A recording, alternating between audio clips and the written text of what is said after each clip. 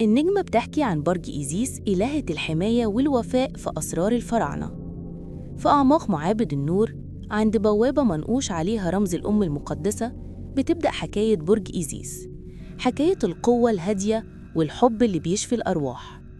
مواليد من 11 مارس إلى 31 مارس، ومن 18 أكتوبر إلى 29 أكتوبر، دول أبناء الإلهة اللي علمت البشر معنى الوفاء والحكمة. برج إيزيس من عناصر المية، ناعم في حضوره لكنه عميق زي نهر النيل، يخفي أسراره تحت سكونه. أصحابه عندهم طاقة حماية، بيشيلوا هم اللي حواليهم وبيحبوا يصلحوا الجراح بالكلمة والحنية. في العلاقات، مواليد إيزيس عاطفين بس ما ينسوش اللي كسرهم، يقدروا يحبوا من قلبهم، لكن لو اتخانوا بيتحولوا لصمت غامض يخلي اللي قدامهم يندم على كل كلمة. وعشان كده كتير بيظهروا طيبين بس جواهم ملوك بيعرفوا قيمتهم كويس.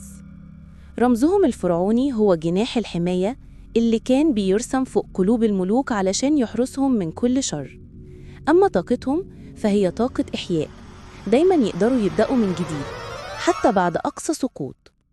النجمة بتقولك: يا ابني إيزيس، قوتك مش في الحرب، قوتك في الرحمة اللي جواك.